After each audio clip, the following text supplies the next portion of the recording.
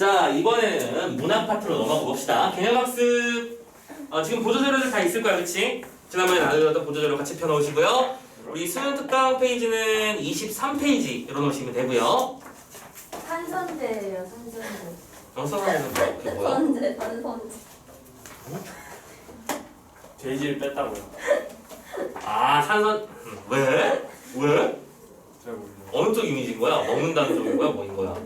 그냥 저도 잘 모르겠어요. 그러게 말이야. 자, 보조자료도 3페이지 첫 번째 페이지 같이 열어주고 시작합시다. 맞추고 시작하자.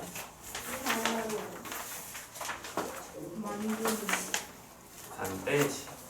2층부터는 다음에 있을 겁니다. 자, 일단은 이 작품도 역시 마찬가지로 우리가 앞쪽에서 시랑 소설과 관련해서 이제 문학작품을 그러니까 수능 특강을 공부하는 입장에서 뭘 집중해야 되냐 라는 얘기를 나눴을 때 시나 고전 시가가 됐든 현대 시가 됐든 이 시라고 하는 논문 파트는 어쨌든 선생님이랑 같이 전문 위주, 전문 중심으로 다 분석을 해주는 게 중요하다고 말씀을 드렸었잖아. 근데 산문 계열이지, 산문이나 그리고 급계열들은 작품의 전문을 우리가 볼 수 있어 없어? 못 봐. 현실적으로 불가능해, 그렇지? 수능 특강에 토지가 나왔어. 그러면 토지 다 읽는데 다 읽다가 아마 1년이 갈 거야. 그 토지 읽는 게 쉽지 않거든. 등장인물만 300여 명이 그냥 다 성격을 다 가지고 있으니까. 아무튼 그건 불가능하므로 우리가 해야 될 일은 뭐냐? 자, 등장인물, 그렇지? 그리고 중심 사건, 중심 사건이 없을까? 사건이 없을 텐데. 중심 사건.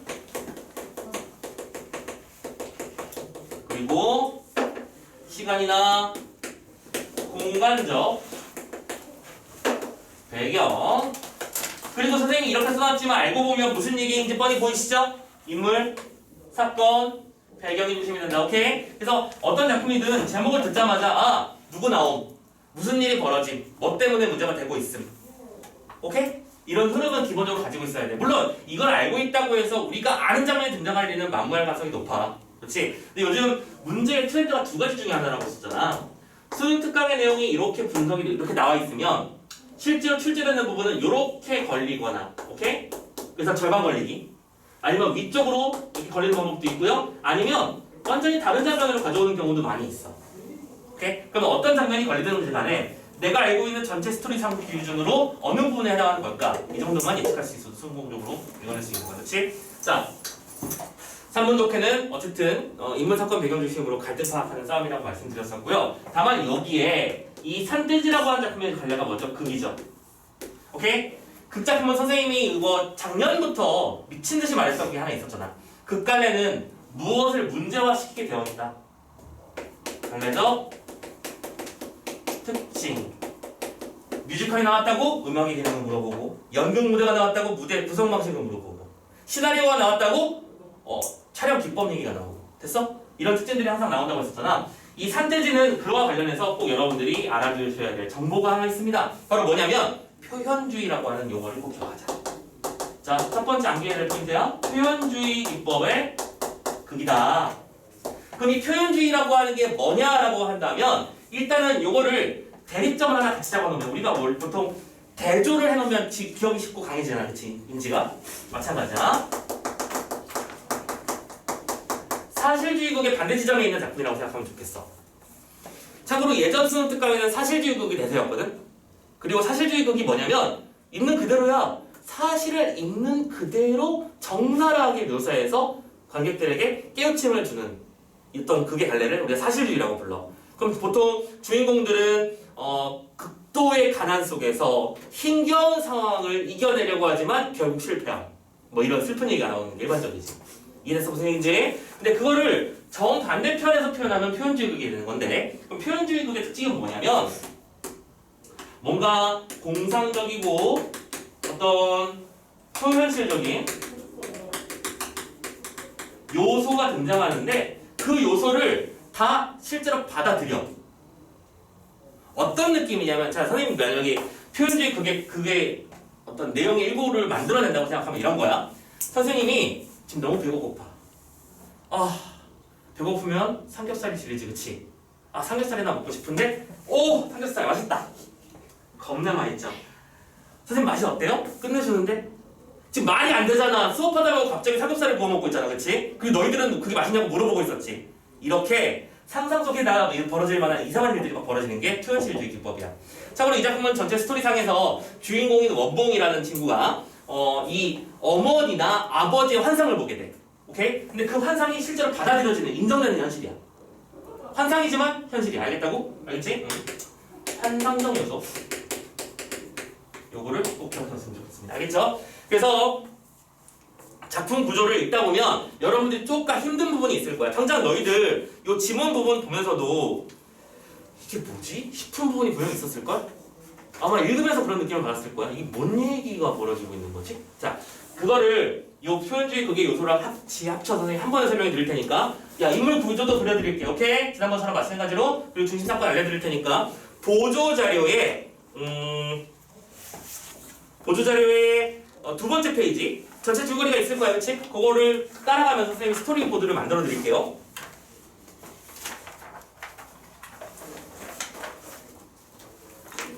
갑시다. 자, 발산본부부터 봐봐. 최원봉이 차혁과 바둑을 두면서 작품을 시작해. 이 최원봉이 참고로 주인공입니다. 지금 어딘지 못 찾았어? 찾았지?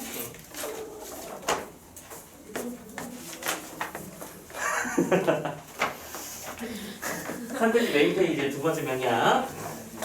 자, 최원봉이 차혁과 바둑을 두는데요. 청년의 간부인 원봉은 자신의 주관으로 연 바자회 수익금 50원을 써버리고 이러한 사실을 덮어주려는 차혁과 싸우게 되는데 자, 여기서 청년의 간부 얘기가 나오죠. 자, 발단부는 청년의 간부 사건이야. 자금 유용 사건. 사건 중심이니까 사건 하나 먼저 파서 들어가자. 참고로 이 장면에서는 주인공인 원봉과 절친인 차혁이 싸우게 되는데요. 인물 관계도 따로 옆에다 그릴 거야. 알겠지? 자, 이런 거야. 자, 우리가 지금 동아리를 하나 해. 그래서 동아리 전체적으로 이제 뭐 10,000원씩 걷어가지고 이 10,000원으로 뭐 책상 하나를 좋은 거를 갖다 놓고 같이 공용으로 쓰기로 했어. 근데 책상을 딱 사놓고 보니까 책상이면 좋은 의자도 필요한 거 아니야? 하면서 책상 사고 남은 돈으로 내 멋대로 의자를 사버린 거야. 어떤 느낌인지 알겠지? 의자를 사는데 이제 조합원들의 태클이 들어오는 거야. 우리 그 남은 돈으로 회식할 줄 알았는데 그걸 네 멋대로 그렇게 쓰면 되는 거니? 이순준이 이해됐어? 이게 동의를 받지 않고 제 멋대로 써버린 거기 때문에 태클이 들어왔고 그 타이밍에 원봉은 승질을 내죠. 내가 지금 내 사리사욕을 위해서 한 것도 아닌데 뭐 이런 것들이 다 있어. 더러워서 안 해. 이해했어? 더러워서 안 해라고 외치고 튀어나갔는데 차혁은 우리 이 청년의 조직에서 리더를 맡은 친구는 원봉이만 덥다고 생각하는 절친이거든. 그래가지고 집으로 찾아가서 야야야 그러지 말고 진정하고 야 우리 이번에 대신인 투표를 했잖아. 투표했는데 또 이번에 리더를 다 너로 추대하더라. 그 추대의 뜻은 너의 그거를 죄로 묻지 않겠다라는 의도일 테니까 너 그렇게 너무 예민하게 받아들이지 말고 도망가지 마 이 새끼야라고 했는데 얘 또 자존심에 스크래치 난 거야. 도망갔다고 내가? 화가 난 거야. 도망간 거 맞지만 알겠지? 그래서 둘이 엄청 싸우다가 개인적인 요소까지 건드리면서 이제 그 둘의 사이가 크게 틀어지게 되는 거야. 무슨 얘기인지 알겠지? 여기까지는 들었죠? 오케이? 자 근데 이 둘의 관계를 좀 더 그 배경 이야기까지 알려면 인물 관계도 또 한 번씩 그려봐야 되거든. 자 밑에 한번 전개 부분 봅시다. 사람들은 그래서 원봉을 산돼지라고 부르고 원봉은 자신의 행동에 대해서 정신적 갈등을 일으켜 몽환병에 시달리게 되는 거죠. 자 이 사건의 결과 원봉이는 무슨 병? 몽환병에 시달리게 돼. 근데 아까 말씀드렸지만 이 몽환병이 그럼 바로 뭐가 되는 거야? 아까 말했던 표현주의적 요소가 되는 거야. 눈뜬 상태로 꿈을 꾸는 건데 그 꿈이 현실로 받아들여지는 거야. 알겠지? 그리고 이때 자기 자신을 뭐라고 생각하냐면 아까 제목이 뭐였죠? 산돼지. 산돼지의 특징은 뭐겠어? 앞에 집돼지랑 다른 거잖아. 길들여지지 않은 가축. 오케이? 사회에 적응하지 못하는 비적응적 존재 이런 뜻을 가지게 되는 거지. 자, 산돼지라고 하는 이름을 가지고 시달리고 있고요. 최주사의 유언에도 불구하고 원봉과 정숙, 영순과 차혁이 각각 교제한다라고 되어 있는데 이거는 이제 관계도를 그려드릴게요. 자, 최주사가 있어요. 그리고 최주사의 아내를 최주사 댁이라고 부르니까 댁만 쓸게. 그리고 이 둘 사이에 딸인 영순이가 있어요. 그치? 여기 한 가족이 만들어졌어. 그리고 우리 주인공인 원봉이가 있는데 자, 잘 따져봐. 원봉이에게도 아버지가 있을 거고 어머니가 있었겠지. 됐어? 그런데 이 두 사람은 무슨 일을 하다가 동학농민운동 때문에 아버지는 잡혀 죽고 어머니는 그 충격으로 인해서 애를 낳다가 돌아가셔요. 이해됐지? 그 상태에서 이 아버지의 절친이었던 최주사가 원봉이를 얘 가족으로 들여서 양자로 받아들였어.